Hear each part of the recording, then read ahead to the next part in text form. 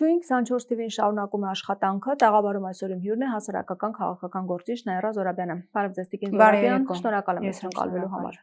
Այսօր վաղ առավոտից արդեն ձերբակալություններ են, քննչական կոմիտեն հայտնում է, որ ձերբակալվել է Հայկական պետական մանկավարժական համալսարանի պրոռեկտորը եւ մի շարք այլ աշխատակիցներ, տեղեկություններ կան, որ ձերբակալվել է նաեւ շախմատի ֆեդերացիայի նախագահի առաջին տեղակալ Սմբատ Լպուտյանը, նախորդին եւս ձերբակալություններ եղան, այս ձերբակալությունների շղթան ինչի մասին է խոսում։ Շատ ակնհայտ է, որ այս ամենը, այս համատարած ձերբակալությունները,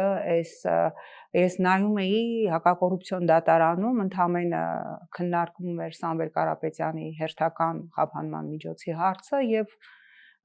4 այսպես ավտոբուս ոստիկաններ էին այնտեղ եւ տեսանելի էր, որ այդ սադրանքները, որ փորձում են անել, ակնհայտ էր, որ սա ինչ որ վախի դրսևորում է ակնհայտ։ Նիկոլ Փաշինյանը անցել է վախի ինչ որ մի կատաստրոֆիկ փուլի, այս համատարած ձերբակալությունները դեռ պարզ չի թե շախմատի ֆեդերացիայի փոխնախագահ Լպուտյանը, հա, չգիտեմ, ազնվագույն մտավորական անձնավորություն, ինչի է կալանավորված, այս համատարած ձերբակալությունները, այս ինչ որ անհասկանալի ձայնագրությունների հիման վրա կանանց տանել, բերելը, տնային կալանքներ տալը, այս ահուսարսափը, այս իրանց քաղաքական թիմի իրանց հիմնական գործը թողած ամեն օր ինչ որ sense տեսաուղերձներով սպառնալը, որ սաղդ նստելու եք, սաղդ կալանավորելու եք, այս ԿՊ-ական մի տիկնոջով հավակնում է դառնալ ուրեմն պետաիրավական հարցերի հանձնաժողովի նախագահ անբարոյական մեկնաբանությունը կրծքով կերակրող կնոջ հասցեին կրծքերի վերաբերյալ պատկերացնում եք ինչքան պիտի կինը պլինդուզի տակ պարկած լինի, ինչքան պիտի որևէ բարոյական մարդկային, ինչ ասեմ, ես չեմ խոսում կարեկցանքի ապրումակցման մասին, սրանք դրանից զուրկ են, բայց ինչքան պիտի պլինդուզի մակարդակի լինի քո ուղեղը, ինչքան դու պիտի, ինչ ասեմ, քո շեֆին լաքեյաբար ծառայող լինես, որ այսպես աջուձախ սկսեք ձեր բոլոր քաղաքական ընդդիմախոսներին անվանարկել, անգամ չխնայելով կնոջը եւ անգամ մայրությունը ծաղրել, հա, կրծքով կերակրելը ծաղրել։ Այս բանը, այս ամենը, այս ինչ որ կատարվում է։ Հետո ներողություն խնդրեց։ Ինչ կապ չունի, ինչ ա խնդրել։ Մեծ արձագանքից հետո ոչ այո, կապ չունի։ Այս ամենը, այս աչուձախ ձերբակալությունները մեկ բանի մասին են խոսում, որ Նիկոլ Փաշինյանը երկու խնդիր է լուծում։ Նախ սա իր վախերի սուբլիմացիան է, երբ որ ղեկավարը սկսում է ասենց ահուսարսափ տարածել իր կարծիքով ձախ կալանավորել, չխնայելով երեխաների 18 տարեկան փաստաբանի հետ էի խոսում Դավիթի, ինչ հնարավոր էր, հա, ինչ սանկցիա Դավիթի հանդեպ հնարավոր էր 18 տարեկան անչափահաս երեխայի, ով պիտի պատրաստվի ընդունելության քննության, սրանք արել են, հասկանում ես, այս ամենը չխնայելով անգամ նոր ծննդաբերած կանանց, այս ամենը իշխանության վախի սուբլիմացիան է, իրանց սեփական վախերը իրանք փորձում են հաղթահարել ահուսարսափ տարածելով, որ մեր դեմ խաղ չկա, ինչ ուզենանք կանենք, կուզենանք Լպուտյան կձերբակալենք, այս աչուձախ ձերբակալությունները, բայց կա շատ պարզ մի հատ օրինաչափություն քաղաքական առաջին հերթին եւ մարդկային, այն իշխանությունը, որը այլևս գնում է այս կարգի տոտալ բռնաճնշումների, այդ իշխանության վերջի սկիզբը արդեն սկսված է։ Բայց իրանք վստահ են, փաստացի Փաշինյանը երեք փաստորեն եզրափակիչ ելույթով հանդես եկավ, վերաբերում էր դա բյուջեին, բայց բյուջեի մասով պետք է եզրափակիչ ելույթ ունենար, բայց ամբողջովին մեծ մասը կարելի ասել հատվածը նվիրված էր ընդդիմությանը, եւ նա անընդհատ մեջբերում է շունշանգյալ արտահայտությունը, որ ձայնագրություն կա, որի ժամանակ աշխատակիցներից մեկը նման ձև է արտահայտում եւ նա դա պրոյեկտեց ընդդիմադիր այդպես գործիչների վրա, որ նրանք են շունշանգյալ մարդկանց համարում եւ հետո ինքը արդեն այդ նույն բառապաշարը օգտագործեց ընդդիմադիր էլեկտորատի նկատմամբ, ասած որ չի պատկերացնում, որ կարող են գնալ ընտրեն այդ շունշանգյալ կա, որ գնան ընտրեն ընդդիմությանը։ Դե հիմա եկեք պատկերացնենք, որ մեզանից որևէ մեկը անտի-Նիկոլ ճամբարում գտնվող որևէ գործիչ նիկոլական մասսային որակավորեր շուն շանգյալ կամ հասարակության մի սեգմենտի որակավորեր շուն շանգյալ, մեզ երկրից կվտարեին, ոչ միայն քրեական գործ կհարուցեին, չգիտեմ հանրությանը վիրավորելու համար, ես չգիտեմ ինչ հոդվածներ կպեղեին, այլև այնպիսի բարոյական մթնոլորտ կստեղծեին, եթե մեզանից մեկն ու մեկը, օրինակ Նիկոլի ընտրողին ասեր շուն ու շանգյալ, փաստորեն ինչ է ասում Նիկոլը, ասում է ես ատում եմ բոլոր նրանց, ովքեր ինձ չեն ընտրելու, ես պատերազմ եմ հայտարարում բոլոր նրանց, ովքեր գնալու եւ ընտրելու են այլ քաղաքական ուժերի եւ ասում է դուք բոլորդ շուն եւ շանգյալներ եք։ Հիմա տրամաբանական հարց, Նիկոլ, այդ քեզ ով է ասել, որ բոլորը պիտի գնան քեզ ընտրեն, դե ուրեմն հենց հիմա բեր խորհրդարանում փոխի սահմանադրությունը եւ ասա, որ ընտրություններին մասնակցելու իրավունք ունի բացառապես քաղաքացիական պայմանագիրը եւ որ քաղաքական ուժը բացի քո գրպանի սատելիտներից, քո ստեղծած բոլորին դեմերից եւ այլն, ով կհանդգնի մասնակցել, նրանք բոլորը դավադիր են եւ պիտի դասա դատապարտվի, սա աբսուրդ է, սենց բան չկա։ Այս մարդը, ով ասում էր 3 միլիոն վարչապետեր, հարգում եմ, սիրում եմ, խոնարհվում եմ, հիմա ասում է, եթե ինձ չեք ընտրելու, դուք շներ եւ շանգյալներ եք։ Հասկանում ես եւ ասում է, որ մնացած քաղաքական ուժերը չպիտի հաղթահարեն անցողիկ շեմը։ Սա հասկանում եք, եթե դու այդքան վստահ ես, օքեյ, դու վստահ ես, որ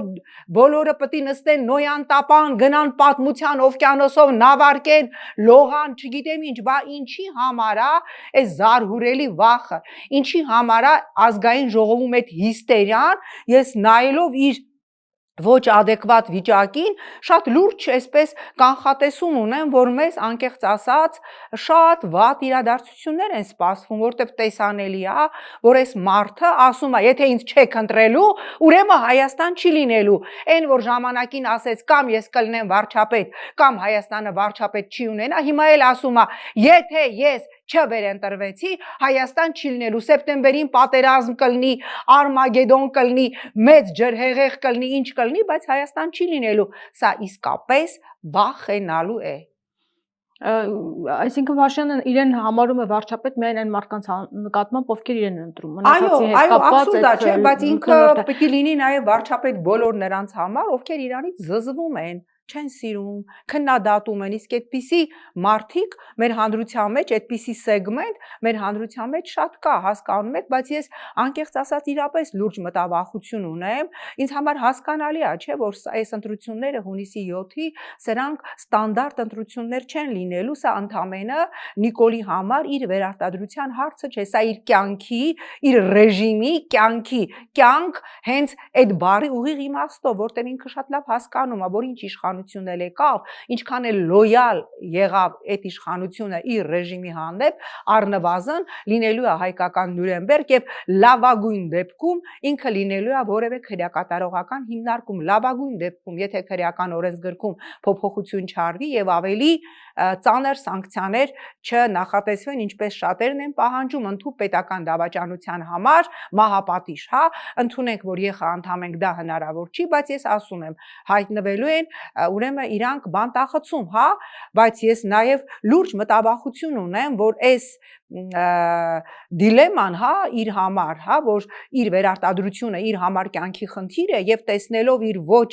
այսպես ասանք, adekvat վիճակը, որովհետեւ ինչքան էլ ինքը հայտարարեց, որ ես որոշել եմ այլևս չհայհոյել, ես որոշել եմ այլևս էթիկայի կանոնագիրք էին, այո, էթիկայի կանոնագիրք են ընդունել, դա էթիկայի կանոնագրքի մեջ է մտնում իրեն չընտրողներին ասել շուն եւ շանգյալ, անընդհատ սպառնալ ընդդիմախոսներին, ասել դառնալու եք բոմժ, չգիտեմ, սնանկանալու եք, նստելու եք նոյան տապան, ես չգիտեմ ինչ եք լնելու, այդ երեկվա իր լեքսիկոնը դա արդյոք տեղավորվում է, հարց եմ տալի ԿՊ-ականներին, դուք ընդունել եք էթիկայի կանոնագիրք, հիմա ինձ ասեք, այդ կանոնագրքի մեջ տեղավորվում է, բոլոր նրանց, ովքեր չեն ընտրելու Նիկոլին, անվանել շներ եւ շանգյալներ, մենք հիմա իրավունք ունենք ընդունելու էթիկայի կանոնագիրք եւ այդ էթիկայի կանոնագրով բոլոր նրանց, ովքեր ընտրելու են Նիկոլին, ասել շուն եւ շանգյալներ։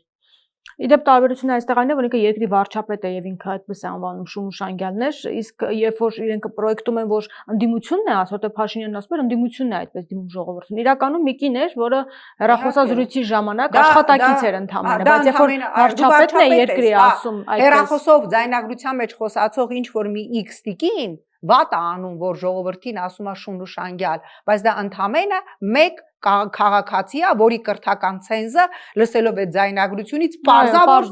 ինչ մակարդակի է, բայց դու Նիկոլ երկրի վարչապետ ես, եւ եթե դուք ես իրավունք ես վերապահում վերցնել այդ կնոջ լեքսիկոնը եւ ասել, որ ընդդիմությունն է ասում Շունուշանգյալ, ես էլ հիմա ասում եմ ընդդիմությանն է ընտրողը Շունուշանգյալ, դա ընդամենը են, որ ասում են чистая воды մանիպուլյացիա է, պարզ մանիպուլյացիա է, սա անընդունելի է, այս կերպ, այս բարոյա հոգեբանական վիճակով, երբ որ ըստ էության պատերազմը հայտարարված, ընտրական հայտ ներկայացրած բոլոր ուժերին, ասում է ով իմ դեմ է, ես իրան պատերազմ եմ հայտարարել ու ոչնչացնելու եմ, օգտագործեմ իրանց սիրած տերմինոլոգիան, դախազ, այն որ իրանց էջերում դրել էին, հա, 44 օրյային դախազ հաղթում ենք, դախազ, հա, սա վախենալու է, սա իրապես մտահոգիչ է, որտեվ այս մարդը արդեն իսկ ապացուցում է, որ հələ դեռ ընտրական փուլին, քարոզարշավին բավականաչափ ժամանակ կա, բայց ես իրապես մտահոգված եմ, որ այս մարդը ասում է, որ որևէ պարագայում 100% էլ պարտվեմ, ես իշխանություն չեմ տալու։ Ինչ պետք է անի։ Որ ասում եք վախենալու եմ։ Վախենալու ընտրական օրենսգիրքը հիշում եք փոխեցին, որ առաջի փուլից հետո կարող են մտցնել արտակարգ իրավիճակ, ընտրությունը չեղարկել եւ նոր ընտրություն նշանակել, որի ժամանակ սկսվում է ամեն ինչ 0-ից, ամեն ինչ հնարավոր է, հասկանում եք, իր դեպքում ես որևէ սադրանք, որևէ այդ թվում քաղաքացիական բախում հրահրելու, ուրեմն այսպես ասած, հա,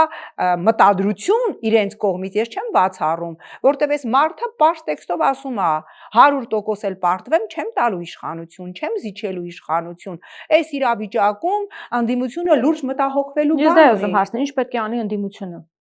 Ես պետք է մտածի, ինչ քայլերով կարող են հակազդել։ Ընդդիմությունը ես ասել եմ, հա, շատ լավ առաջարկ է ներկայացրել հանրապետականը, վայր դրեք իրար դեմ պատերազմելու ձեր լապատկեքը, ձեր իսկանդերները եւ միավորվեք մեկ ճանապարհային քարտեզի շուրջ եւ առաջարկել այդ օգնությունը որպես ընտրական process կազմակերպող, այդ թվում փողոցային պայքար կազմակերպող բավականաչափ լուրջ փորձառություն ունեցող միավոր, չէ, ես չեմ տեսնում արձագանքը։ Այսինքն միավորվեն ինչ փողոցային պայքարի միավոր, օրինակ ես լինեի միասնական վերահսկողական շտաբ կստեղծեի ընտրական process-ը վերահսկելու, ահազանգներին արձագանքելու, միասնական նաեւ ընտրական տեղամասերում ընտրությունները վերահսկելու, նաեւ ընդդիմությունը այս դեպքում հասկանալով թե դիմացը ով է, ես չգիտեմ, այն ընդդիմադիր ուժերը, ովքեր հայտ են ներկայացրել ընտրական process-ին մասնակցելու, իրանք ունեն պլան B, պլան G, որտեղ իրանց պլան A-ն պարզ է, իրան գնում են ընտրության, բայց նայեք Նիկոլին, մի հատ ուշադիր նայեք Նիկոլին, հարգելի ընդդիմադիրներ, ովքեր ունեն ընդամենը պլան A, գնում եք ընտրության, մի հատ ուշադիր նայեք Նիկոլին, լսեք ազգային ժողովում իր սպառնալիքները, Շունշանգյալներ,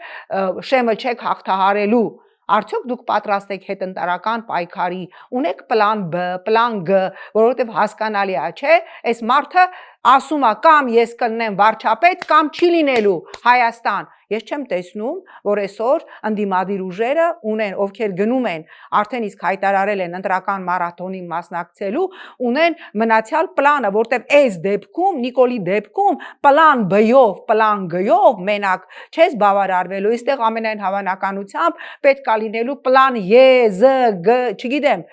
սաղ Այբուբենը կարամ ասեմ, թժլ, ինչ ասես կարամ ասեմ, բոլոր հնարավոր պլանները, ինչպես օմեգա միջև վերջ, պետք է լինելու։ Իդեպ Փաշինյանը երեք ազգային ժողովում ասում էր, որ Քոչարյան-Սարգսյան կոալիցիայի վերջին շանսն է եւ մենք պետք է թույլ չտանք, որ նրանք մտնեն խորհրդարան։ Բայց ով է Նիկոլ Փաշինյանը, որ քաղաքացուն ի վերջո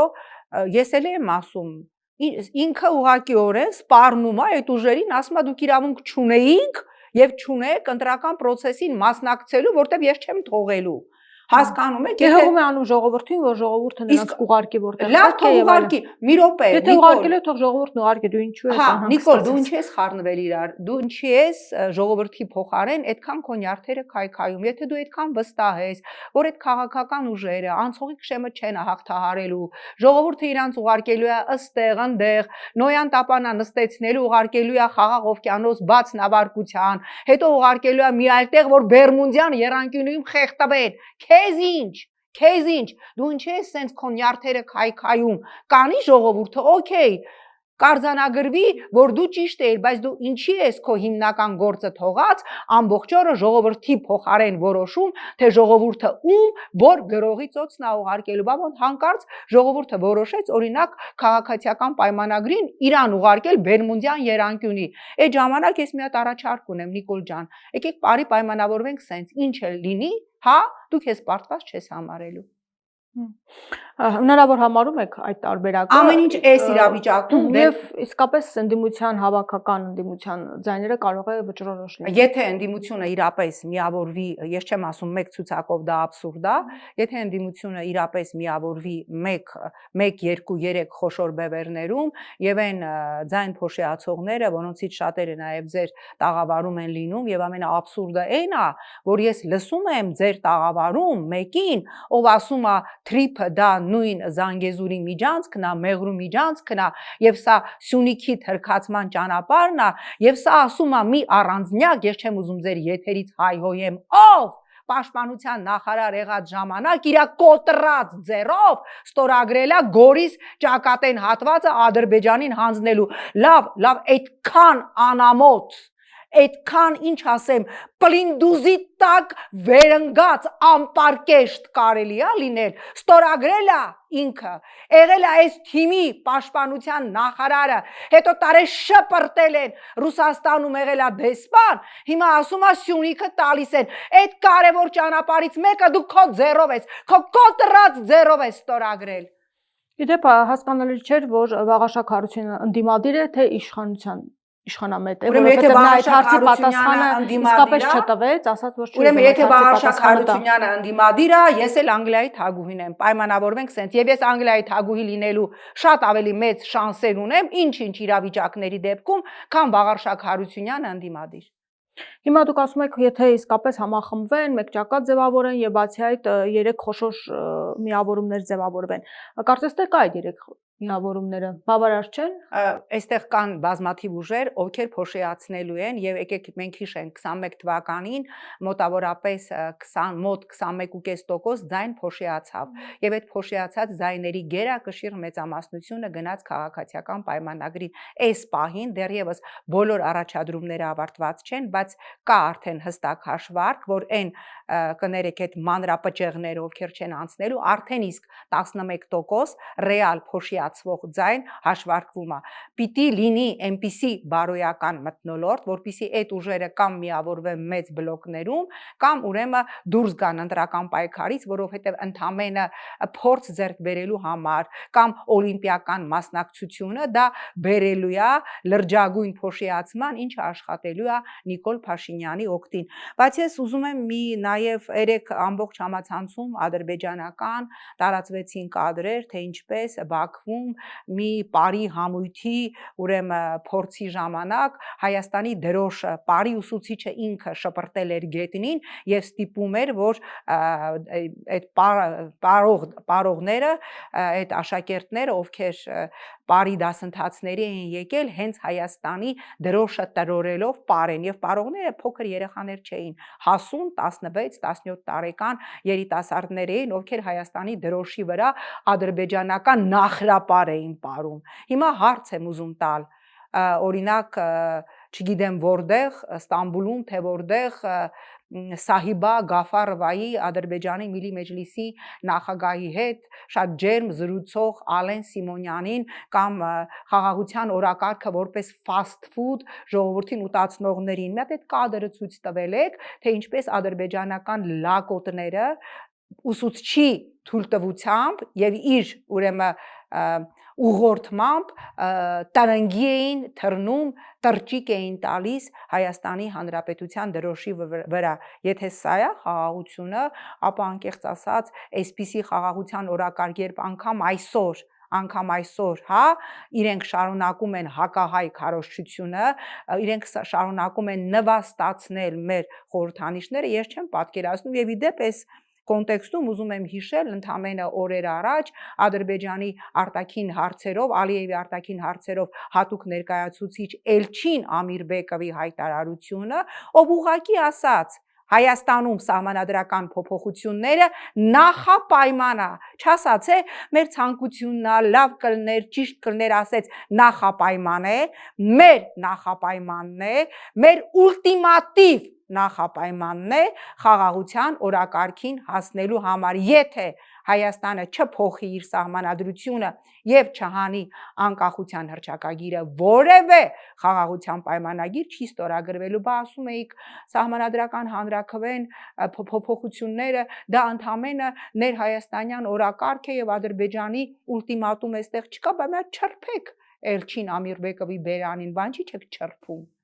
Իդեպ այդ սահմանադրություն փոխելու հետ կապված դուք կարծում եք իսկապես սահուն դա կընթանա, կհաջողվի Փաշինյանին, եթե վերընտրվի իհարկե, որովհետեւ ասում են դա եւս մեկ ընտրության նման մի բան է այդ հանրաքվեն։ Թե Փաշինյանը ասում է, որ իրենք կբացատրեն ժողովրդին եւ ժողովուրդը կհասկանա եւ նաեւ այսպիսի արտահայտություններ էր արել, որ պետք է նորից կանեն։ Ուրեմն ես ավելի քան վստահ եմ, երբ որ Նիկոլը ասում է մենք գնալու ենք 65% սահմանադրական մեծամասնության, այդ սահմանադրական մեծամասնությունը իրեն պետք է նրա համար, որ հենց խորհրդարանում բերի սահմանադրական մեծամասնությամբ, իրանք կգտնեն ձևակերպումները։ Բայց անդորն ասում է նման բան չեն կանի։ Ուրեմն ինքը այնքան բան ասել, որ չեն անելու, որ հետո բերել արել են, հա, 23 թվականին, ընդամենը 3 տարի առաջ ինքը ասում էր, որ անկախության հռչակագիրը մեր երրորդ հանրապետության ողնաշարն է եւ այն չի փոփոխվելու 3 տարի հետո ինքը ասում է, որ անկախության հռչակագիրը դա կոնֆլիկտի եւ պատերազմի փաստաթուղթ է, կոնֆլիկտածին։ Ուստի ես չեմ բացառում, որ իր այս սպառնալիքը մենք գնում ենք 65% սահմանադրական մեծամասնության նաեւ նրա համար, որ բերի, որտեւ ինքը ավելի քան վստահ է, բոլորս էլ վստահ ենք, որ 650,000 ձայն կողմ սահմանադրության անկախության հռչակագիրը հանելու որևէ պարագայում ինքը չի ստանալու։ Ուստի եւ ես չեմ բացառում, որ եթե ընդդիմությունը չկարողանա միակամ լինել եւ իրեն հաջողվի, չնայած մի քիչ դժվար եմ պատկերացնում, ես գրեթե անհավանական եմ համարում, որ ինքը կարողանա սահմանադրական մեծամասնություն վերցնել, բայց ավելի քան վստահ եմ, որ իր ուղեղում դա է, որ սահմանադրական մեծամասնություն վերցնելուց Ալիևը պահանջը կատարելու համար ոչ թե համաժողովրդական հանրաքվեի գնա, քանի որ իրանք ազգային ժողովով արդեն մի քանի անգամ տրորել են սահմանադրությունը եւ մեր օրերի Նյուտոն Վահագն Հովակիմյանը եկել եւ սահմանադրական փոփոխություններ արել, այդ ձևով բռնեն անկախության հռչակագիրը հանեն, բայց գիտեք, այստեղ արդյոք միայն անկախության հռչակագրի հողումն են հանելու։ Դուք կարծում եք, թե այդ դրույթներ եւս կարևոր հանվել են։ Արդեն իսկ ամբողջ Ալաշուքյուր Փաշազադեի սաղ ծրագիրը եկեղեցու վերաբերյալ ադրբեջաներենից հայերեն թարգմանված եւ ներառված է ՔՊ-ի ուրեմն նախընտրական ծրագրում, նայեք, հա, վեհապարին հանգստի կոչել, եկեղեցու պետին հանգստի կոչել, կաթողիկոսել չի անվանում, հա, եկեղեցու պետին, հա, ասենք թե ոնց որ թե օբյեկտի պետ է, հետո նշանակել ուրեմն տեղապահ, հետո նոր ընտրություններ, այսինքն այս ամենը, եթե այս մարդը վերընտրվում է, այսինքն մենք ընդհանրապես պիտի մոռանանք ուրեմն հայկական ընդհանրապես Հայաստանի գոյության մասին, դա լինելու է ինչ որ մի հատ սպասարկող լաքե շվեյցար պետություն, որի վրա առավելագույնը հայատար թողելու են, որ գրվի Էրմինիստան, եւ թե Ադրբեջանը եւ թե Թուրքիան դա չեն թաքցնում։ Այն օրը ինչ էր ասում Էրդողանը, սպառնալով Իսրայելին, ասում էր ինչպես մենք պատերազմով լուծեցինք Ղարաբաղի հարցը, այսինքն բաց տեքստով ասելա, որ դա ես եմ արել, Թուրքիան է արել, այն Թուրքիան, որի նախագահի գիրքը գրկած, սրանք ման են գալիս, այնպես էլ եթե Իսրայելը շարունակի, մենք ուրեմն ուղակի միջամտություն կունենանք, այնպես որ եթե եւ նույն Ֆիդանն էր արտաքին գործերի նախարար, իր ուղակի աջակցությունը հայտնում Նիկոլ Փաշինյանի ռեժիմին, ուստի ինչ կլինի, եթե այս ռեժիմը վերարտադրվի, շատ պարզ է, ես չգիտեմ իրանց համար ինչ կլինի, բայց որ հայկական պետություն այլևս գոյություն չի ունենա Հայաստան հայկական օրակարգով, դա փաստ է լինելու է մի հատ շվեյցար, մի հատ լաքեյ, մի հատ, չգիտեմ, ճանապարհի պրախադնոյ դվոր, մատակարար, ծառայող, հա, ընդամենը ծառայություններ մատուցող պետություն։ Եթե սա է մեր ժողովրդի իղձը, ապա ես 1000-րդ անգամ պիտի ասեմ, Նիկոլ ամենաարդար բանն է, որ տեղի է ունեցել մեզ հետ։ Եվ մի հատ հումորով, հա, բան, հա, ես ինձ թված հումոր է, ուրեմն Կալիֆոռնիայի եւ Լոս Անջելեսի գիտնականները ուրեմն բացահայտել են, որ իմունային համակարգում կա զոմբի բջիջ։ Հենց այդպես էլ, այո, զոմբի բջիջ, դա իմունային համակարգը, ուրեմն տորպեդահարող, իմունային համակարգը բորբոքման, հա, այսպես մեջ պահող բջիջ է եւ կան վերլուծություններ այս զոմբի բջիջի հետ կապված, որ իրանք նաև այդ այսպես հա տորմուզ են, հա, հիմա ես չգիտեմ էլի, այս մեր նիկոլական սեկտայի իմունային համակարգի զոմբի բջիջը ինձ թվում է իրանք ինչ որ ինֆորմացիա վերցնում են եւ լրվում են այդ ինֆորմացիայի վրա։ Ինձ թվում է մեր իմունային համակարգի այդ սեկտայի զոմբի բջիջները լրվել են նախկին բարի վրա, էլի։ Հիմա սպասում եմ Կալիֆոռնիայի, սա հումոր չի, սա իրական հետազոտություն է, գիտնականների հաջորդ ուրեմն աշխատությանը ինչ պիտի անել զոմբի բջիջների մեջից այդ բորբոքումը, հա,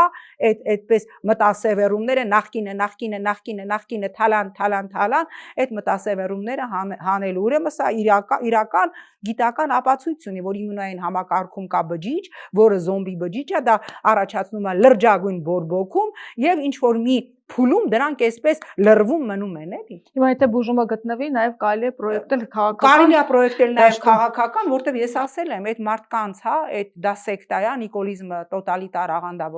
աղանդավորական լրջագույն վտանգավոր սեկտա է, եւ այդ մարդիկ իրանց պետքա ոչ թե իրանք չեն հասկանում, իսկապես չեն հասկանում, իրանց պետքա ոչ թե հեգնել, երբեմն հա մենք անկապ բաներ են ասում, մենք էլ ենք ծիծաղում, որտեղ հնարավոր չի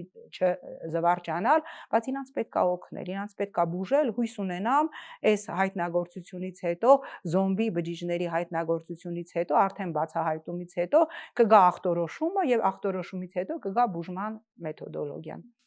Իդեպ դուք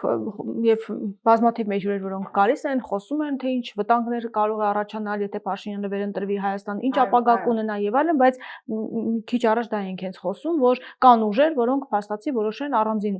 հանդես գալ։ Ինչով է բացատրվում, գերագնահատում են իրենց շանսերը։ Ես ասել եմ մի անգամ, հա, մեր ցավոք սրտի մեր քաղաքական դաշտի խնդիրներից մեկն էլ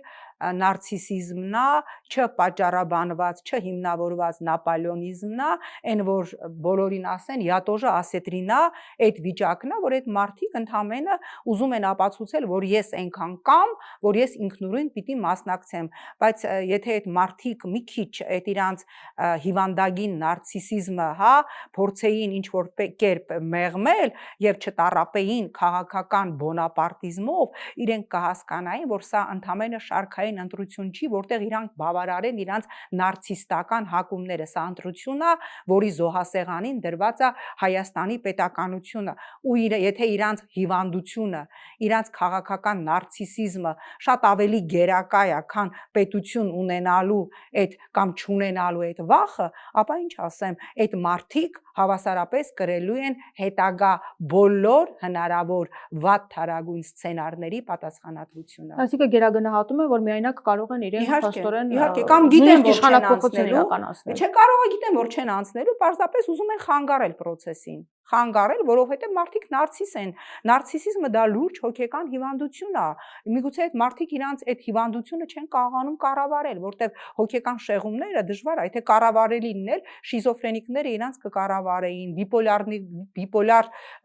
շեղում ունեցողները իրանց կկառավարեին, սոցիոֆոբները կկառավարեին։ Իդեպ իշխանությունից այսպեսի քննադատություն է հնչում, Փաշինյանն էլ ասել, Ալեն Սիմոնյանն էլ, որ պայքարը ոչ թե իշխանափոխությունն է, այլ ընդդիմափոխությունն է։ Այս պահին ես եթե այսպեսի քայլեր են գնում, այո, այս պահին ես շատ ցավով պիտի արձանագրեմ, որ Ալեն Սիմոնյանի այն գնահատականը, որ այս պահին պայքարը գնում է ոչ թե իշխանության, այլ մեր իշխանության ընդդիմություն